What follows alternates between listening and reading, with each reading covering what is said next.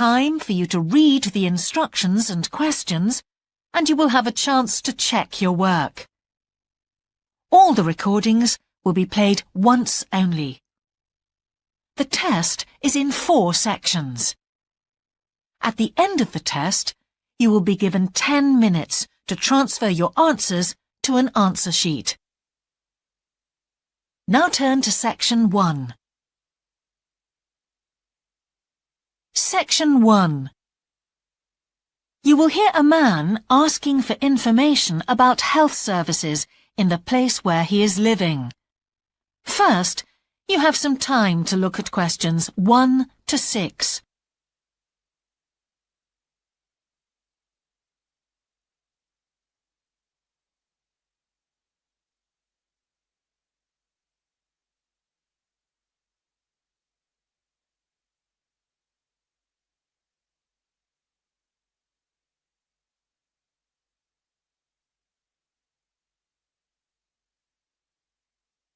You will see that there is an example that has been done for you. On this occasion only, the conversation relating to this will be played first. Can I help you? Yes, I've just moved to this area with my wife and children, and I'd like to know where we can all register with a doctor at a health centre. Oh, OK. Well, there's Dr. Green at the Harvey Clinic. The woman says the doctor at the Harvey Clinic is called Dr. Green, so Green has been written in the space. Now we shall begin. You should answer the questions as you listen, because you will not hear the recording a second time. Listen carefully and answer questions 1 to 6. Can I help you? Yes, I've just moved to this area with my wife and children, and I'd like to know where we can all register with a doctor at a health centre. Oh, OK. Well, there's Dr. Green at the Harvey Clinic. We always recommend her for babies because she's very good with them and she runs a special clinic. Oh, actually, my youngest child is 5, so that wouldn't be any good for us. Right. Is there anywhere else I could try? Yes, the Eshcol Health Practice is the next one on my list. How do you spell that? E-S-H-C-O-L. And it's Dr. Fuller who has space on his list. The clinic only opened a year ago, so the facilities are all very modern. That sounds good. And it's particularly good if you're busy during the day because they also do appointments in the evening. They're closed on Saturday, though. The only other place on the list is the health centre on Shore Lane. You can register with Dr. Gormley. That's G-O-R-M-L-E-Y. He's new there, but the centre has a very good reputation. Oh, yes. I think I know the road. That would be the best one. Thanks. Could you tell me, will all their services be free? There are usually some small charges that doctors make. Let me see what it says about the Shore Lane Centre. If you need to be vaccinated before any trips abroad, you won't have to pay for this. What else? The Sports Injury Treatment Service operates on a paying basis, as does the Nutritional Therapy Service. Some health centres do offer alternative therapies like homeopathy as part of their pay-to-use service. Shore Lane are hoping to do this soon. I think they may start with acupuncture. Oh. And finally, if you need to prove you're healthy or haven't had any serious injuries before a new employer will accept you, you can get a free fitness check-up there. But you'd most likely have to pay for insurance medicals, though. OK, thanks. Before you hear the rest of the conversation, you have some time to look at questions 7 to 10.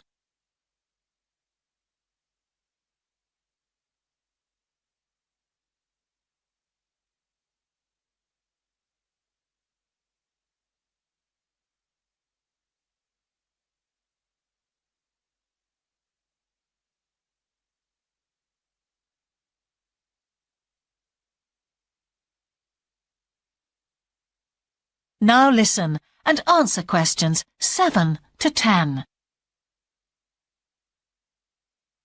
You might also be interested to know the centre is running a pilot scheme of talks for patients. I've got the list here. Actually, they look very interesting. What sort of things? Well, the first one's about giving up smoking. It's next week, the 25th of February at 7 p.m, and that's in room 4. It says the talk will stress the health benefits, particularly for people with asthma or heart disease. That sounds very interesting. There's also a talk for families with children. It's on healthy eating and takes place on the 1st of March at 5 o'clock. Will that be at the health centre? Actually, it's at the primary school on Shore Lane. I imagine they're inviting the parents of pupils there. It says here, all welcome. I might go to that if I have time. There's a couple of other talks. One giving advice about how to avoid injuries while doing exercise. It's on the 9th of March. Oh, it's a late afternoon talk at 4:30, and it'll be in room 6. It also says the talk is suitable for all ages. And finally, there's a talk called Stress Management, which is on the... That is the end of section 1. You now have half a minute to check your answers.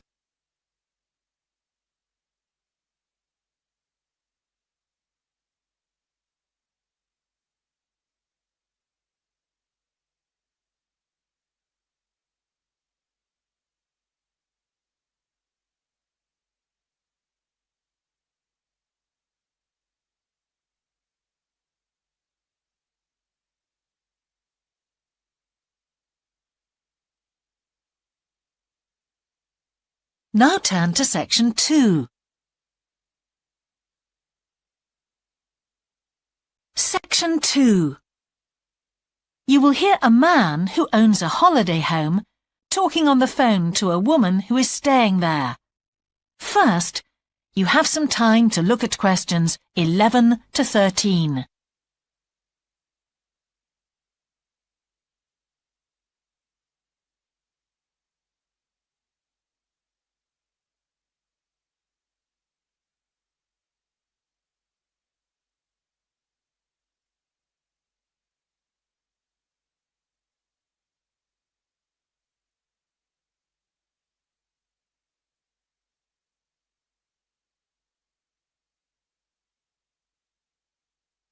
Now listen carefully and answer questions 11 to 13. Hello? Hi, it's Laura Carlton here. We've just arrived at the holiday flat, but I can't get the hot water and heating to work. Oh, right. That's easy. Don't worry. In the upstairs cupboard, you'll find the water heater. You'll see 3 main controls on the left at the bottom of the heater. The first one, the round one on the far left, is the most important one for the heating and hot water. It's the main control switch. Make sure it's in the on position. The switch itself doesn't light up, but the little square below will be black if the switch is off. That's probably what's happened. It's got switched off by mistake. The middle one of these 3 controls, you'll see it's slightly larger than the first one, controls the radiators. If you feel cold while you're there and need the radiators on, this needs to be turned to maximum. The last of the 3 controls, the one on the right, is usually on about a number 4 setting, which for the water in the taps is usually quite hot enough. Below the heating controls in the middle is a small round plastic button. If there isn't enough water in the pipes, sometimes the heater goes out. If this happens, you'll need to press this button to reset the heater. Hold it in for about 5 seconds and the heater should come on again. Then there's a little square indicator under the 3rd knob that's a kind of alarm light. It'll flash if you need to reset the heater. It sounds complicated. I'm sure you won't have any problems with it. There should be some more instructions on the side of the heater. Call me back if you can't make it work. OK. Before you hear the rest of the conversation, you have some time to look at questions 14 to 20.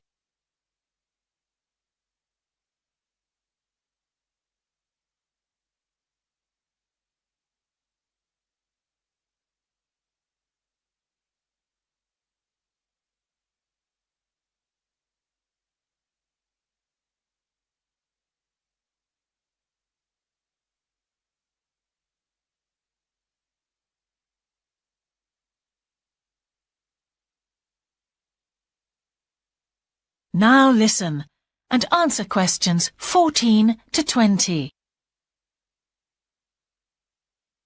While you're on the phone, we haven't managed to find a few things we need, like extra pillows for the beds and some washing powder. Is there any here? Pillows, yes. If you look in the cupboard, the large white one upstairs, to the left of the bathroom door, there should be 4 or 5 on the top shelf. And if you want to do some washing, there's some powder for that, probably by the back door. There's a kind of shelf there above the sink. In fact, I'm sure there's some there in a large blue box. You need about half a cupful for each wash. Oh, and that reminds me. The spare key to the back door is hanging on a hook on the wall by the sitting room window. Please make sure to put it back when you've used it. The previous guest lost it in the garden and I had to get another one made. And if you have any trouble with the lamps, you'll find some spare bulbs in a large cardboard box. It's on top of the washing machine with all kinds of useful things in it. Oh, and another thing I forgot to mention when we last spoke. Yes? I've left you a local map so you'll be able to find your way around easily. It shows the whole area. I put it in the top drawer of the chest under the TV in your bedroom. There's a whole file of local information in there too. Thanks. What about visiting the town? Can you give us any advice? Yes. You'll need to take the car. It's too far to walk from the flat, really. You have to pay to leave your car in all the car parks now, I'm afraid. I like the one that's by the station best, and you can walk to the town centre from there in 5 minutes. That's where all the best restaurants are. But if you want a takeaway, the Italian one does really good pasta and pizzas. Call 732281 for that one, or 766119 for the Chinese. They're both good, and they'll both deliver to the flat. As for places to visit, yes, do go and see the Railway Museum. The exhibition is small, but really good. It gets very crowded on Sundays, so I suggest you visit it on a quieter day, later in the week, but not on Thursdays, which is market day. You won't find anywhere to park. And it's also the only day of the week when they're not open. Anything else?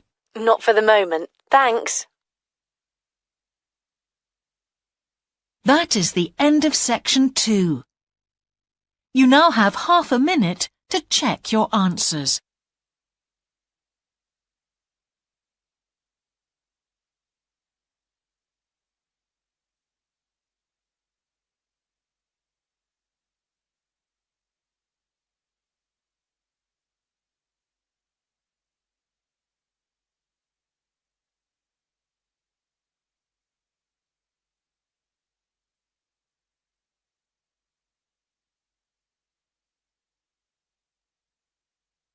Now turn to section 3. Section 3. You will hear a conversation between an English teacher called Paul and a former student of his called Kira. First, you have some time to look at questions 21 to 25.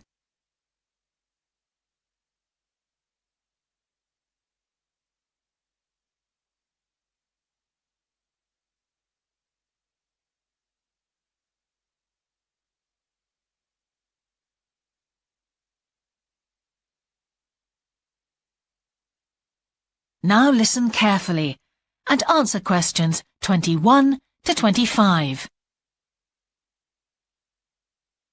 Hello, Kira. How are you? Fine, thanks, Paul. How are you? Well, thanks. It's good to see you.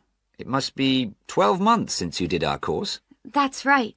It's nice to come back and say hello. What course did you enroll in? Actually, I went straight into third-year pharmacy. They credited me with 2 years, which probably made it more difficult for me. On the other hand, you were lucky to be granted credits. Is that why you chose the course? Yes, and as I'd already finished a course in it in my country, I thought it would be easier if I studied something I already knew. I didn't realize you went into third year. I thought you started in first year. No wonder it was so hard. And what do you think is one of the big differences between studying at a university here and studying in your country?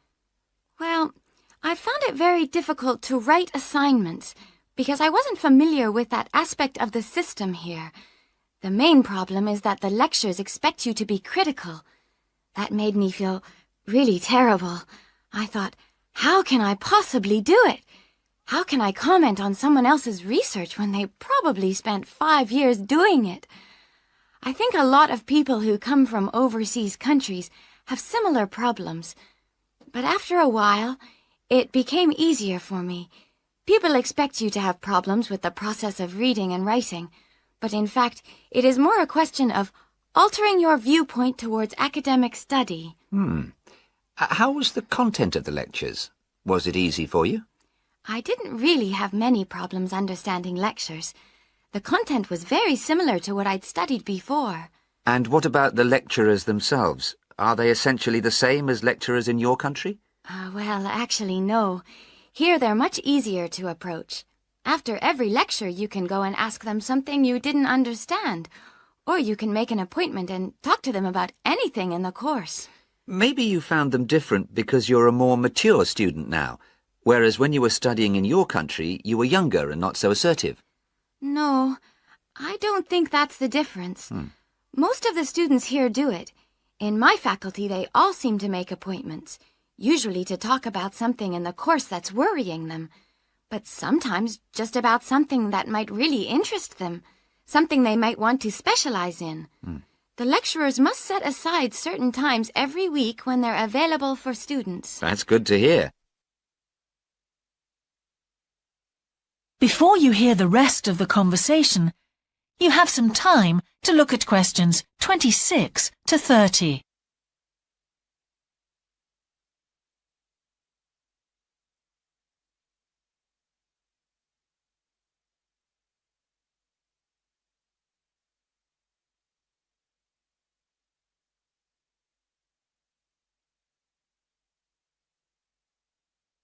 Now listen and answer questions 26 to 30. And how was your timetable? Was it a very busy year? Oh, very, very busy. They make you work very hard. Apart from lectures, we had practical sessions in a lot of subjects. We did these in small groups. I had to go and work 4 hours every week in a community pharmacy. Actually, I enjoyed this very much, meeting new people all the time. Then in second semester, we had to get experience in hospital dispensaries. So every second day we went to one of the big hospitals and worked there. And on top of all that, we had our assignments, which took me a lot of time. Oh, I nearly forgot. Between first and second semesters, we had to work full-time for 2 weeks in a hospital. That does sound a very heavy year. So, are you pleased now that you did it? Do you feel some sense of achievement? Yeah, I do feel much more confident, which I suppose is the most important thing. And have you got any recommendations for people who are studying from overseas? Well, I suppose they need very good English. It would be much better if they spent more time learning English before they enter the university, because you can be in big trouble if you don't understand what people are saying and you haven't got time to translate. Anything else? Well, as I said before, the biggest problem for me was lack of familiarity with the education system here. It sounds as if it was a real challenge. Congratulations, Kira. Thanks, Paul. That is the end of section 3. You now have half a minute to check your answers.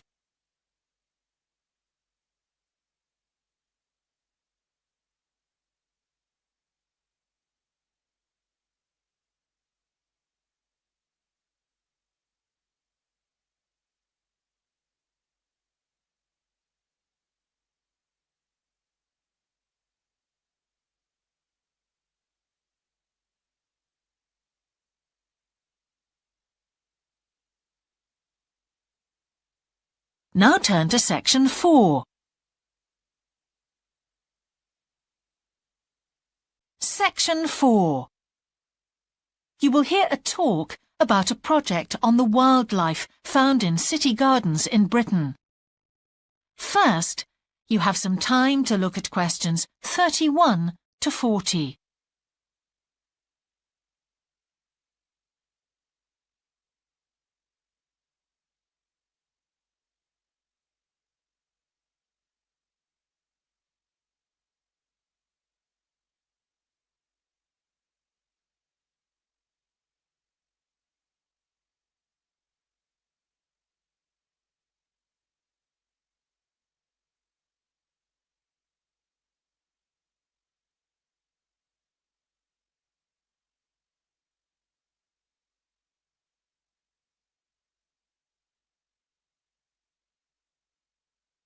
Now listen carefully and answer questions 31 to 40.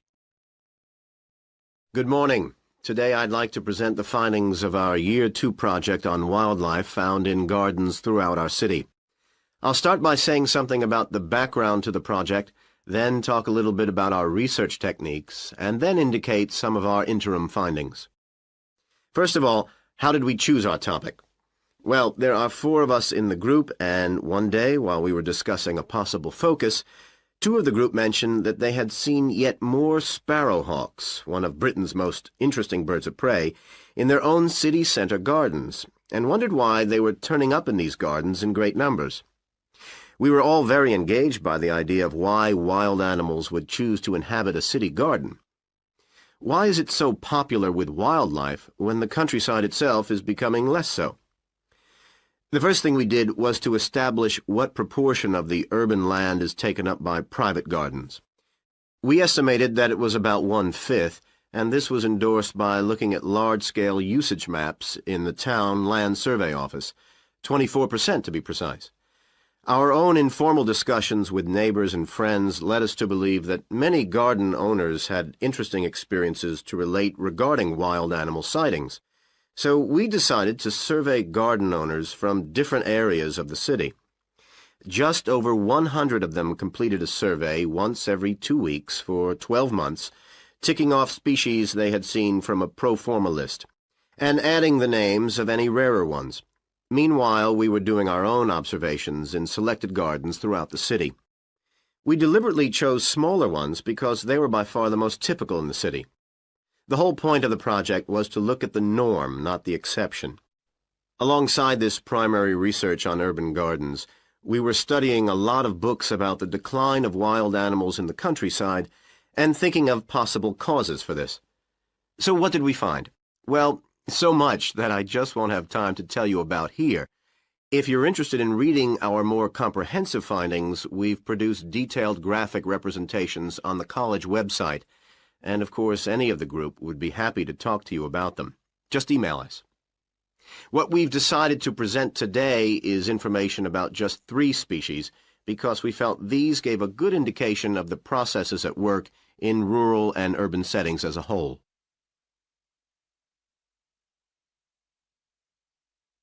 The first species to generate a lot of interesting information was frogs, and there was a clear pattern here. They proliferate where there is suitable water. Garden ponds are on the increase, rural ponds are disappearing, leading to massive migration to the towns. Hedgehogs are also finding it easier to live in urban areas, this time because their predators are not finding it quite so attractive to leave their rural environment, so hedgehogs have a better survival rate in cities. We had lots of sightings, so all in all we had no difficulties with our efforts to count their numbers precisely. Our final species is the finest of bird singers, the song thrush. On the decline in the countryside, they are experiencing a resurgence in urban gardens because these days gardeners are buying lots of different plants, which means there's an extensive range of seeds around, which is what they feed on. Another factor is the provision of nesting places, which is actually better in gardens than the countryside. Hard to believe it, but it's true.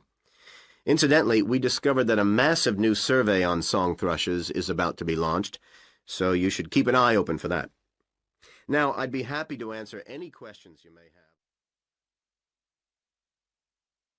That is the end of section 4.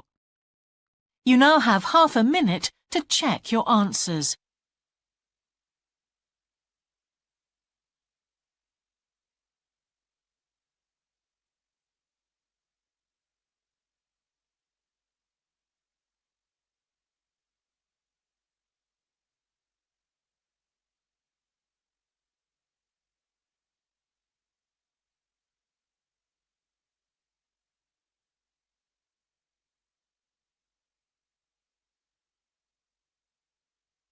That is the end of the listening test. In the IELTS test, you would now have 10 minutes to transfer your answers to the answer sheet.